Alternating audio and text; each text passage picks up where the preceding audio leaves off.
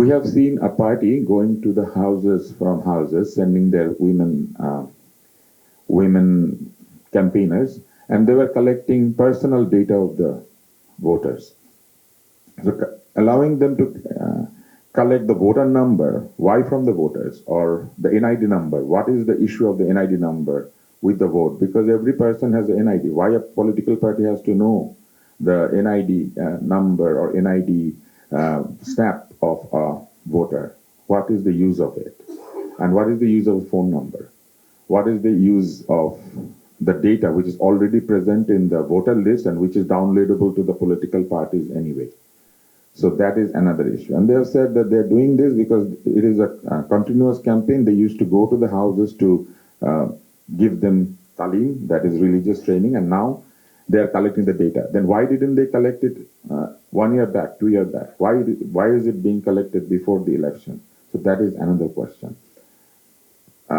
When the Election Commission violates the RPO, and when the government also violates the RPO, and when the Election Commission tells the government officers that campaigning for the yes and no vote is illegal and there is penalty and there is possibility of being given 1 year to 5 year jail sentences, then why did they not issue that notice before the campaign for the yes and no vote started? So that is another thing. And this yes and no vote campaign has been already questioned, why government is taking a side of it. And there is another question, that is the July Charter.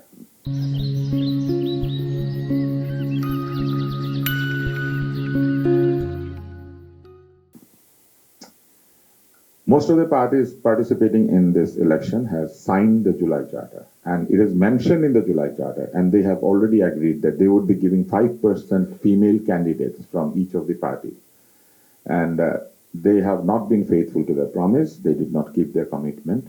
Only 78 female candidates are taking part in this election, and many of them are independent candidates.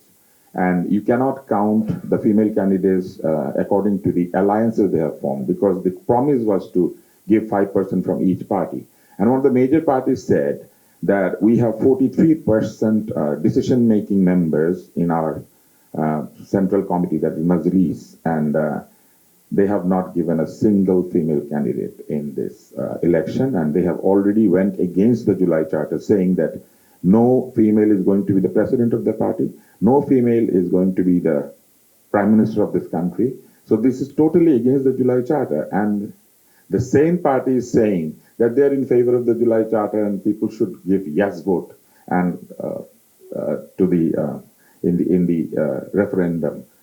So this is another violation. So how come Election Commission trying to hold a free, fair, inclusive, safe and neutral election and could not actually be inclusive enough to include enough female participants in this election? So these are some questions about questions which were raised.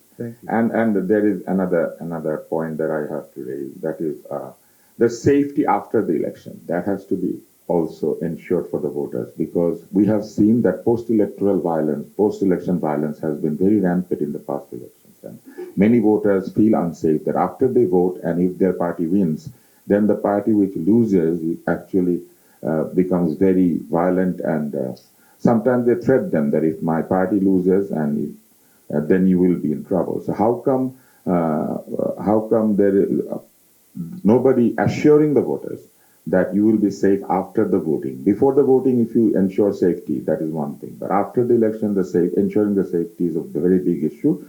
And about taking more time in the voting center, this could have been easily solved if you increase voting booths, more voting booths in the election center. So lines would be less, and people cannot actually waste time in giving votes. Thank you. Thank you very much. Thank you. You